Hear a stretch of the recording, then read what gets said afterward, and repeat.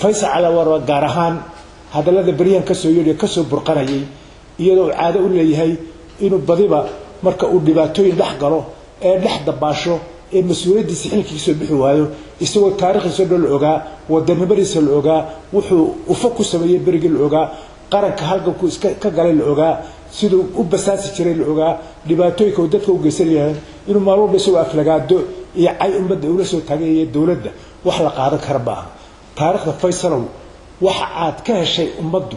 taageerooyinkii aad ka heshay ee codka aad kaga heshay ee ku wada dhacday ee aad meel ka gaari weeday oo ummaddu ku diiday ee saka ka qabsatay ee qabyaalad ku hadashay ee xumaar ku hadashay ee hargeysa ana la tiri ee mid walba tiri oo ummaddu kugu diido uf ku tiri waado taariikhda halkaad ka gashayna waa la ogaa maalin walba ninka yara koonfur baan tagaya halkeena wax ka qabanaya dalka waan bitray garanaya adigu aha maalin walba halkaas aad ka hadlaysaa waa inta aflagaadiyo xumaan wada taana wax laga qaadanaya maaha wax laga aqbalayana maaha cid adigu aan jabayso dambana